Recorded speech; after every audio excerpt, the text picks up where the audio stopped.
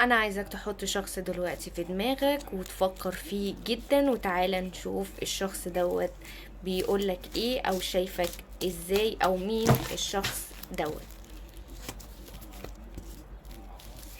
الشخص دوت الشخص ده عايز يشاركك امور حياتك. هو شخص عنيد جدا لكن بيبص ليك بصة ايجابية طول الوقت. شخص بيحاول ان هو يرجع تاني معاك في العلاقة او يبدأ معاك علاقة جديدة. الشخص دوت بيفكر في الاستقرار وشخص جدي جدا جدا جدا. مشاعره من ناحيتك فيها حب واستقرار وغرام واشتياق.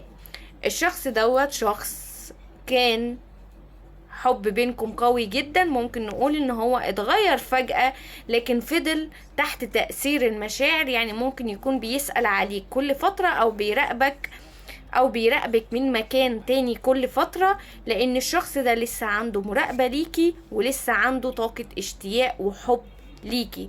الشخص دوت على فكرة بيميل اكتر للكلام معاكي في امور تخص حياته، زي الاسرار او زي الحاجات اللي بتضايقه.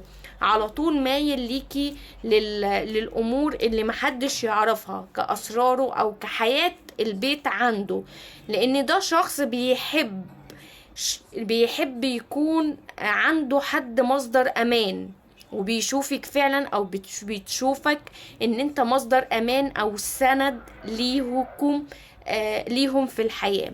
طيب الشخص دوت البرج بتاعه اكترية بيميل لبرج الترابي او المائي شوية، لكن هو شخص كتير بيحب ان هو يقعد يفكر فيكم باشياء ايجابية، بيفتكر لكم ذكريات كتيرة جدا. الشخص دوت هيرجع تاني وهيبقى في بينكم وبينه حب جديد. نستقبل طاقة الرجوع بينك وبين الشخص دوت، لان الشخص ده عايز علاقة جديدة وحب جديد، وعايز ان هو يبدأ قصة فيها مشاعر.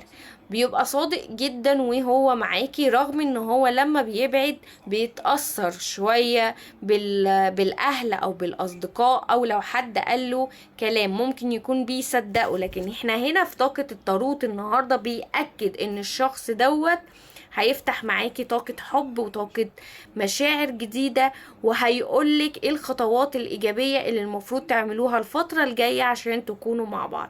نستقبل الطاقة بكل حب. هكتب لكم كود الرجوع النهاردة، هيكون معانا 7254.